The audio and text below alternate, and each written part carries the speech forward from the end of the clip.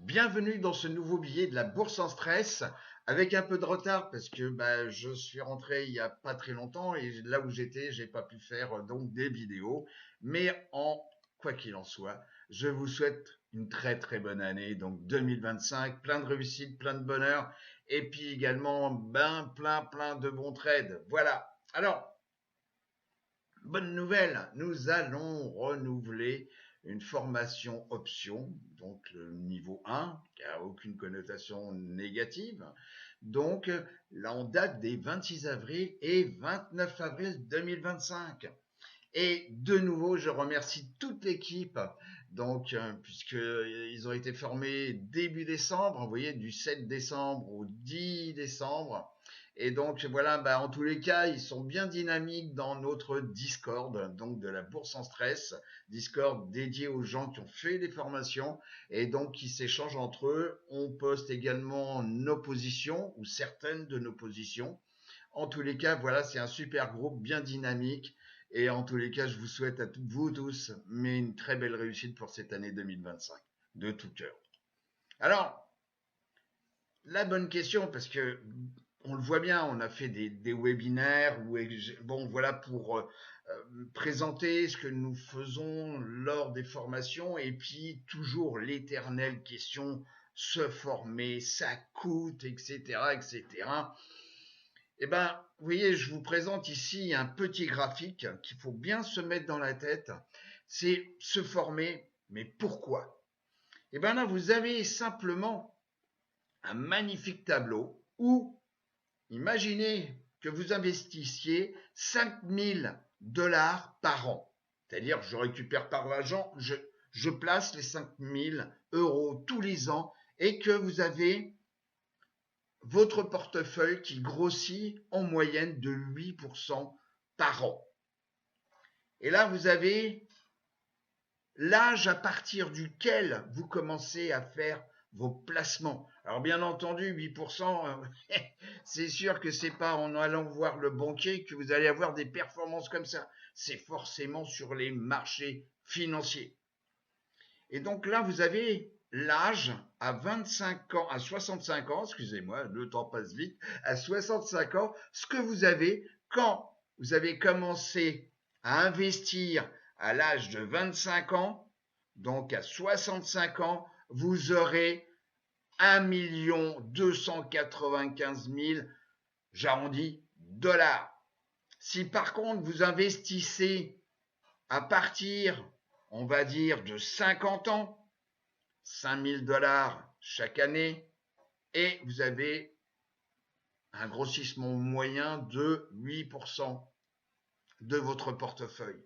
Eh bien, à l'âge de 65 ans, en ayant investi à partir de 50 ans, vous aurez donc 135 761 $. Gardez ça en tête.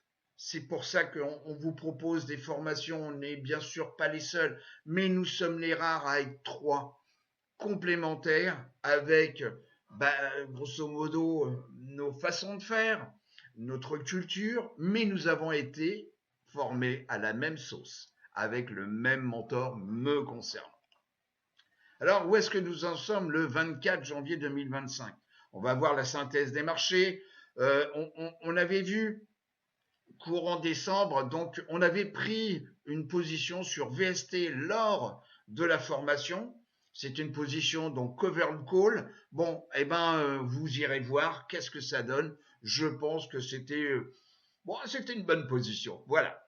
Et puis, fin d'année 2024, on a bien vu, donc les marchés ont boosté, et puis ça continue, ça continue. Je vous rappelle quand même que depuis le 5 novembre, jour d'élection donc de Donald Trump, et à la clôture donc de ce vendredi 24, on a quand même, j'arrondis, une progression de 7% sur le SP500. Donc vous voyez, sur très peu de temps, 7%. Bon, alors après, je ne m'appelle pas Irma, on verra bien ce que ça donne et tout, etc.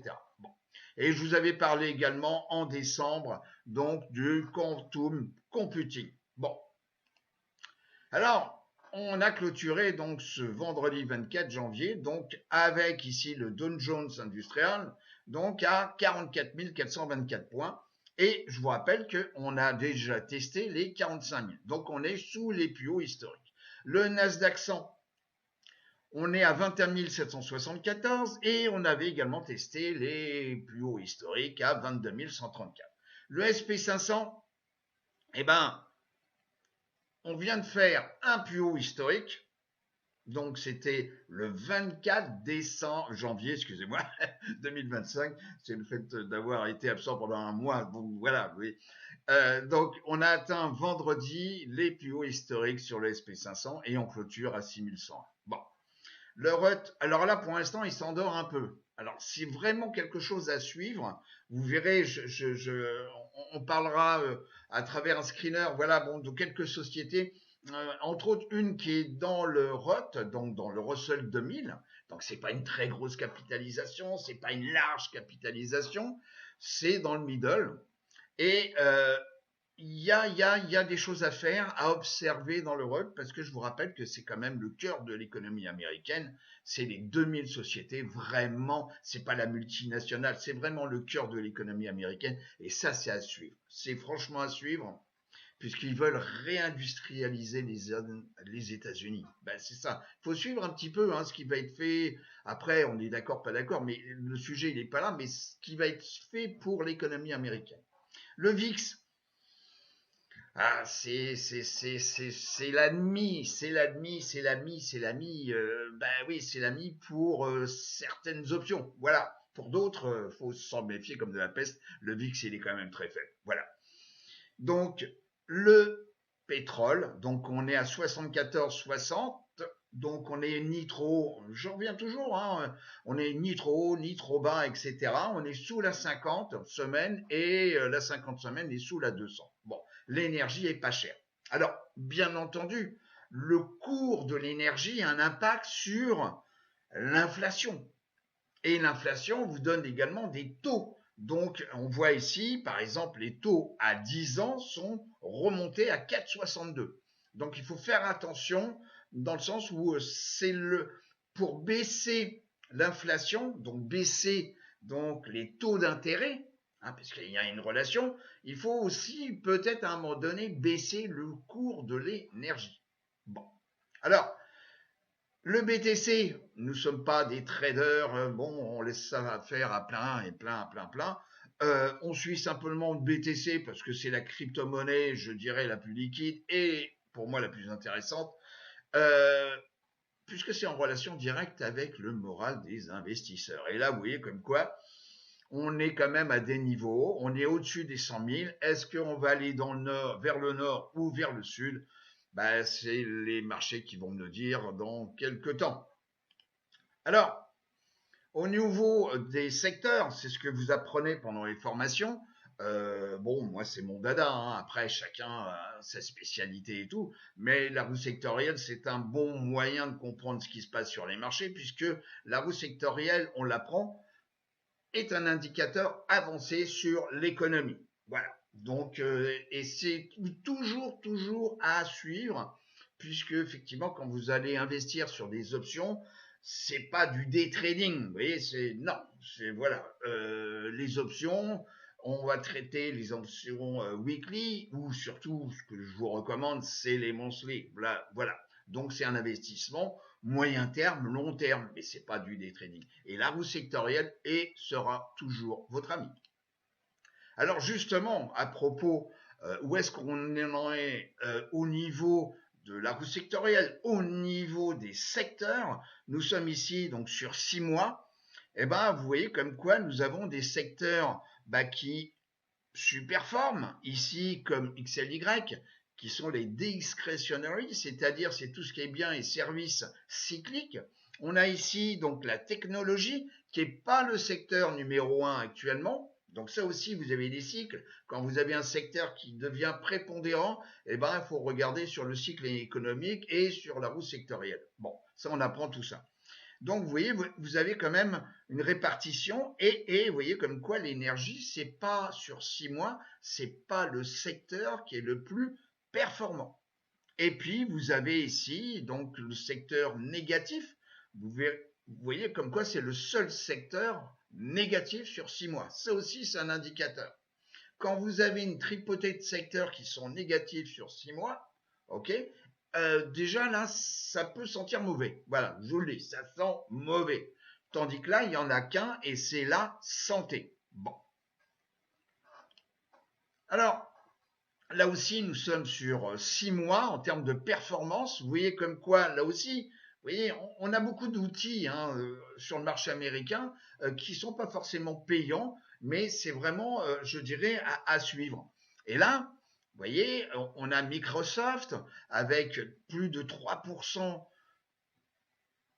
C'est tout. Eh ben oui, c'est tout sur 6 mois. Alors que vous en avez d'autres, NVDA, bon, pour des raisons d'intelligence artificielle, vous voyez, on revient toujours sur...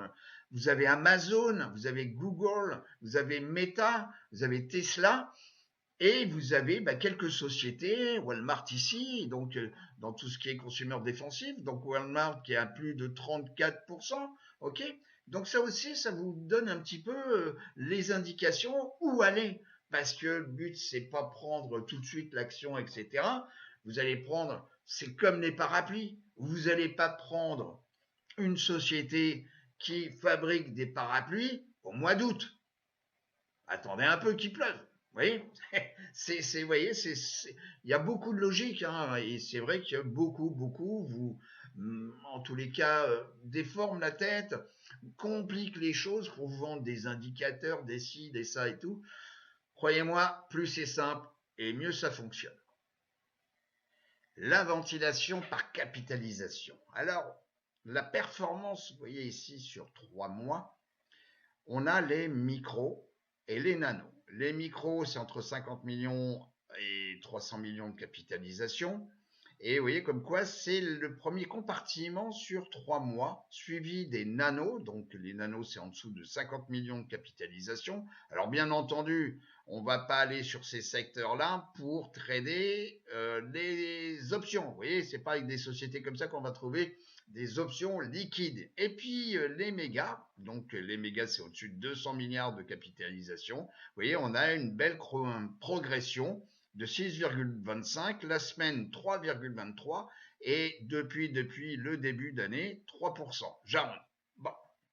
Et puis les small, bon les small sont des sociétés entre 300 millions et 2 milliards de capitalisation et les middle c'est donc de 2 milliards à 10 milliards de capitalisation. Et là-dessus, parfois, ça peut être intéressant. Il peut y avoir des sociétés qui proposent des options. Mais vous voyez, en tous les cas, par compartiment, cette semaine, en tous les cas, ça s'est pas trop mal passé. Mes secteurs et sous-secteurs que je suis. Donc, c'est un tableau, je l'ai présenté souvent, puis après, j'ai un petit peu arrêté parce qu'il faut s'adapter par rapport au contexte marché. Donc là, c'est les secteurs et les sous-secteurs que moi, personnellement, je suis. On est ici, donc, en décroissance sur 6 mois. Donc déjà par rapport à l'ensemble de tous ces secteurs et sous-secteurs, vous voyez comme quoi on retrouve ce qu'on a vu tout à l'heure sur le graphique et par rapport à la roue sectorielle, vous voyez comme quoi on a la santé qui est un des rares secteurs négatifs sur 6 mois. Et les deux autres, donc, et bon, pratiquement zéro pour les matériaux de base. Alors, les matériaux de base sont toujours en liaison avec les industriels, parce qu'on fabrique dans le milieu industriel avec des composants qui viennent des produits de base. Bon. Et puis ici, les constructeurs de maisons, vous voyez, comme quoi sur pratiquement sur 6 mois, on a zéro. Alors ça aussi, c'est intéressant parce que si vous voulez, il y a de la politique actuellement. Donc il y a une économie américaine où on risque de redémarrer en interne, donc par la fabrication, l'industrialisation, donc la création de locaux, donc des hangars de stockage, ce qu'on appelle les warehouses. Ça peut être également des bureaux parce que on va employer du personnel pour parce que on réintègre la fabrication aux États-Unis. Donc là aussi, vous voyez, un élément à suivre, c'est le real estate. Donc le real estate, vous voyez comme quoi sur 6 mois, on n'a que 3% de progression. Vous voyez, et depuis le début d'année, c'est 2%. Et cette semaine, vous voyez, on a 1%. Donc tous ces secteurs et sous-secteurs sont importants, comme le transport. Il n'y a pas de business aux États-Unis sans transport. Donc c'est un ETF qui s'appelle IYT. Donc vous voyez comme quoi depuis le début d'année, j'arrondis, on a pratiquement 7% donc de progression. Vous voyez, on est le 24 janvier. Bon, bah, c'est quand même pas mal. Vous voyez, on a pratiquement 12% sur 6 mois. Et puis cette année, une progression de 1,12. Alors bien entendu, dans ce compartiment, il y a des sociétés. Alors on peut trader la société qui est à l'intérieur de ce sous-secteur qui s'appelle une industrie. Voilà, vous avez ici les utilities, voilà. Ça, c'est l'indice de référence, c'est le SP500, donc à travers l'ETF SPY. Et puis, bah, on retrouve ici ce qu'on a vu tout à l'heure, hein, les biens et les services cycliques, donc les discretionary. Ok, donc voilà pour ce tableau, ce screener que moi j'utilise pour suivre l'évolution des marchés, parce que effectivement, quand le moral va mieux, quand les marchés vont mieux, eh ben, il y a la roue sectorielle qui nous donne la prochaine étape. On voit ça pendant les formations. Et puis, la capitalisation. Donc, vous voyez comme quoi la première capitalisation, donc là, c'est en ordre décroissant sur les capitalisations. Vous voyez, market cap. Donc, NVDA, Apple, Microsoft, Amazon, Google. Bah, Google, parce qu'il y a avec ou sans droit de vote. Meta, Tesla, TSM, AVGO, Berkshire Hathaway. Donc, ça, c'est Warren Buffett. Voilà. Donc, vous voyez comme quoi cette semaine, on a des belles performances ici, quand même, vous voyez, sur NVDA. Bon, ben, si vous voulez, les 500 milliards qui vont être investis sur l'intelligence artificielle, puisque c'est le plan qu'a annoncé Trump, le nouveau président, ben, effectivement, c'est un impact direct avec NVDA, qui est un des éléments moteurs, donc, pour tout ce qui est développement de l'intelligence artificielle. Le VIX, donc le VIX, vous voyez comme quoi, on va se décaler, voilà, on est, oui, moi j'utilise ce range, donc c'est 16-23, vous voyez, on est en dessous des 16, on a clôturé à 14,84, bon, alors le VIX, on le voit pendant les formations, ça peut être l'ennemi ou l'ami des traders d'options. Ça dépend si on vend, si on achète, un call, un put. On voit ça pendant toutes les formations. Quoi qu'il en soit, aujourd'hui, le VIX n'est pas favorable aux vendeurs. Bon, parce que si jamais le VIX remonte, vous allez, et ça on le voit aussi, donc la gestion du compte chez votre broker entre la VNL, la valeur liquidative nette, et la marge qui peut être appelée par votre broker et qui peut varier en fonction des par exemple, si vous avez le bêta, on voit tout ça d'une société parce qu'il y a une news et tout, etc.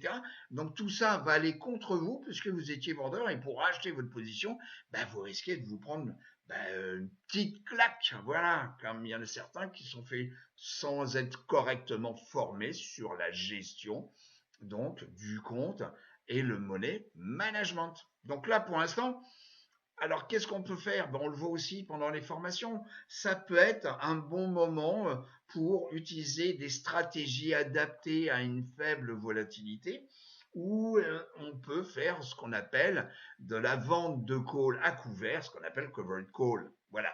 Donc, c'est ce que je fais essentiellement actuellement parce que ça s'y prête bien avec des sociétés qui vont bien. Alors, le pétrole, Bah, déjà, le pétrole a un impact sur l'inflation.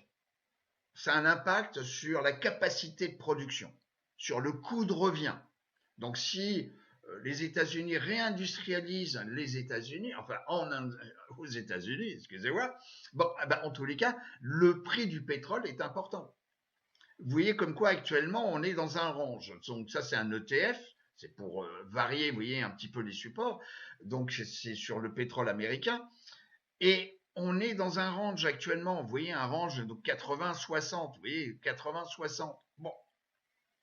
Alors, est-ce que Parce que si on baisse le coût du pétrole, de l'énergie, ça va avoir un impact sur l'inflation.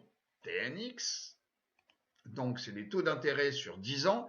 Vous voyez comme quoi, ici on était dans une pente descendante, vous voyez, un canal baissier, et on a cassé vers le haut ce canal baissier, après une phase d'augmentation. Donc il suffit de faire peut-être la projection ici de l'amplitude et de la placer au niveau de la sortie pour savoir que peut-être on risque de revenir tester peut-être les 5%, les 5,5 ou les 6. Bon, alors si l'inflation remonte, c'est un handicap pour les États-Unis, puisqu'on va être obligé d'augmenter les taux d'intérêt qu'on voit ici. Ça, c'est les taux d'intérêt sur 10 ans. Ce qui signifie que produire va coûter plus cher. Donc, c'est un handicap pour l'économie américaine. Alors, comment on peut faire? Eh ben, on peut baisser également, comme on a vu tout à l'heure, le coût du pétrole. Alors, est-ce que a priori, Trump a une politique où ils vont continuer de forer, ce qui veut dire qu'on va produire, ce qui veut dire qu'on va mettre de la disponibilité sur le pétrole, ce qui veut dire que on risque de faire baisser le prix du pétrole, donc de réduire l'inflation, donc de réduire les taux d'intérêt, entre autres sur 10 ans. Ce qu'il faut voir aussi, j'en ai parlé une fois, c'est le différentiel des taux d'intérêt 10 ans, 2 ans, par exemple, pour voir s'il n'y a pas des anomalies. Alors, le Russell 2000. Le Russell 2000, c'est propre à l'économie américaine. Donc, c'est vraiment à suivre. Donc, vous voyez comme quoi on n'a pas fait des plus hauts. Vous voyez ici, on est en octobre 2021, on n'a pas cassé, on n'a pas fait des plus hauts, ce qui n'est pas le cas, par exemple, du S&P 500, où on a fait progressivement des plus hauts historiques, comme le Nasdaq. Mais là, c'est pas le cas. Mais ça c'est vraiment à suivre parce que c'est l'économie américaine. C'est 2000 sociétés américaines. C'est pas des multinationales. C'est le cœur de l'activité économique des États-Unis. Et c'est pour ça actuellement, c'est vraiment, vraiment à suivre. Alors, un petit screener.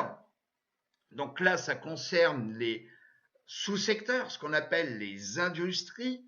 Et donc, il y en a 144 au total. Et vous voyez comme quoi nous sommes en ordre décroissant sur 6 mois. Donc, vous avez, par exemple, ici, les financial conglomerates. Donc, ça veut dire que c'est la banque de détail, d'investissement, de financement, etc. Il faudrait voir également KRE, qui est un EDF adossé sur les banques régionales pour voir si elles investissent, comment ça se passe par rapport aux sociétés purement américaines. Mais quoi qu'il en soit, c'est la première industrie sur 6 mois. Bon, alors si effectivement il y a une politique réelle de pouvoir réimplanter donc des entreprises, les fabrications aux États-Unis, bon, on l'a vu tout à l'heure, eh ben peut-être que les real estate vont en profiter. Peut-être que les constructions de maisons vont en profiter. Si on a de plus en plus de salariés, moins de chômeurs et qu'il y a du travail, qu'est-ce qu'on fait? Les gens, généralement, ils achètent une maison. Donc, pour acheter une maison, il faut la construire. Donc, XHB, qui est un EDF adossé à la construction de maisons, eh ben, va peut-être aussi en profiter. Vous voyez, comme quoi tout est lié. Donc là, vous voyez, par exemple aussi, alors les produits de luxe sont généralement très adossés à ce qui se passe en Chine. Bon, alors je vous rappelle qu'il y a un ETF qui s'appelle Lux, L-U-X, où vous allez retrouver les grandes marques donc de luxe. Bon, c'est pas très liquide, hein, donc vous verrez, hein, c'est pas très liquide. Il y a des gaps assez souvent, voilà, etc. Mais c'est un bon indicateur parce que effectivement, on va dépenser dans le luxe quand le moral revient, quand effectivement, de temps en temps, on achète des produits de luxe parce que voilà, on va faire un petit cadeau, parce que bon, il a signé, puis on va faire un petit cadeau, voilà. Ok, donc tout ça, ça fait partie des choses à suivre. Il y a beaucoup de logique, si vous voulez. C'est pas si mystérieux que ça. Vous voyez, comme quoi tout ce qui est équipement, ça aussi j'en ai parlé, équipement électrique et les pièces, donc des pièces qui soient détachées ou des pièces pour un tableau électrique, vous voyez, un disjoncteur, voilà. Eh ben, ça aussi, c'est en rapport avec le dynamisme du real estate, des constructeurs de maisons et puis de plus en plus en ayant des warehouses, c'est-à-dire des unités de stockage, parce qu'on commence à fabriquer de nouveau aux États-Unis. Voilà. Donc là, divertissement, les équipements de communication. On a vu que les communications sont quand même bien en avance aussi actuellement. Bon. Et puis, j'en avais parlé, les applications, donc tout ce qui est software. Parce que quand vous avez une économie qui se développe, quand vous avez la création d'emplois, des sociétés qui se créent, eh bien effectivement, on a besoin d'applications de plus en plus spécifiques, comme la gestion des stocks, comme donc faire l'EDI entre le logiciel de facturation et le logiciel de préparation de commandes. Bon. Donc tout ça fait comme quoi c'est en rapport direct avec l'économie, et entre autres l'économie des États-Unis. Voilà, c'est comme vous avez les crédits services. Donc ça, c'est effectivement, est-ce qu'il n'y a pas de défaut de crédit? Ça aussi, c'est important de savoir. Par exemple, sur les cartes bleues. Voilà. Donc il y a des liens dans tout ça. Voilà. Et puis si les gens ont l'argent, il y a du travail, ben, qu'est-ce qu'ils font? Ben, ils se déplacent. Donc on achète un billet d'avion, on part en vacances, etc., etc. Et donc si on part en vacances, eh ben on a également les sociétés de voyage. Voilà. Donc vous voyez tout ça, voilà, c'est une suite logique et on vous apprend tout ça pendant les 4 jours de formation et voilà. Donc ça c'est un autre screener alors en tous les cas il est paramétré pour moi où je tiens compte du retour sur investissement et du retour sur equity. Et qui tient compte d'un paramètre important, c'est le taux, enfin c'est le pourcentage de dette sur la valeur boursière. Dans le sens où si on repart en avant, aux États-Unis, bien entendu, je ne vous parle même pas de l'Europe, effectivement, on va voir, on va chercher des entreprises pas endettées, en tous les cas moins endettées par rapport à d'autres. On va chercher du retour sur investissement. Bon, donc ça c'est un screener que je me suis fait pour moi-même. Donc là, on a 54 sociétés qui correspondent donc à mes critères et qui sont à partir de 200 millions de capitalisation. Alors bien entendu, 200 millions de capitalisation, je ne vais pas traiter des options là-dessus. Bon, parce que la société, il y a très peu de capitalisation, même si les 54 sociétés que vous voyez ici sont optionnables. Bon. Et puis là, vous avez la société AGX, vous voyez, c'est Engineering et Construction. Alors c'est intéressant parce que si on relance l'économie américaine, eh ben on va construire des infrastructures, des usines, des ponts. Pour faire un pont, il faut le concevoir, donc l'engineering. Bon, et vous avez une société AGX, DLO, vous voyez, bon, il y en a au total 54. On voit ici la performance en ordre décroissant donc sur 3 mois. Donc vous voyez par exemple la société AGX a fait 34,66% de progression sur 3 mois. Bon, sur 6 mois, sur 1 an et depuis le début de l'année. Alors, c'est pas de la recommandation, mais simplement c'est un exemple pédagogique. Bon, regardons AGX. Alors AGX, vous voyez comme quoi déjà la tendance de fond ici en délit. Et ceux qui ont joué sur ici le gap haussier, en tous les cas, courant septembre 2024, bon, et puis là, vous voyez comme quoi ça aussi, on l'apprend pendant les formations, on est dans une tendance vraiment très forte. Vous avez mon petit fil conducteur, la moyenne mobile 10 jours, la 50 jours et la 200. Bon, et ça correspond à une configuration. Bon, déjà on est au-dessus de la 50, donc c'est assez positif. Si on regarde ici en weekly, en mensuel, faites attention parce que le mois de janvier il n'est pas fini, donc ça sert à rien de voilà. Donc la dernière bougie c'est décembre ici, elle était rouge, mais bon là on commence là ainsi. Et puis la tendance en weekly, vous voyez comme quoi on est au-dessus de la 10 semaines et la 10 semaines est au-dessus de la 50 semaines. Bon, alors, est-ce qu'il y a des choses à faire là-dessus? Peut-être. La société, comme je vous l'ai dit, par rapport à mon screener, elle est optionnable. Est-ce qu'il faut prendre position maintenant? On va attendre la semaine prochaine parce que peut-être, vous savez, il y a des choses, c'est des aimants. Donc l'aimant ici, bah, c'est sûr, on a clôturé sous mon petit fil conducteur, donc cette semaine, donc le 24, on risque peut-être de revenir peut-être tester la 50. Allez savoir. Bon, mais ça peut être aussi une opportunité, puisque effectivement, je détecte une société qui risque peut-être de s'appuyer de nouveau sur la moyenne mobile 50. Alors même si ça casse un petit peu, mais ça rebondit après, vous voyez.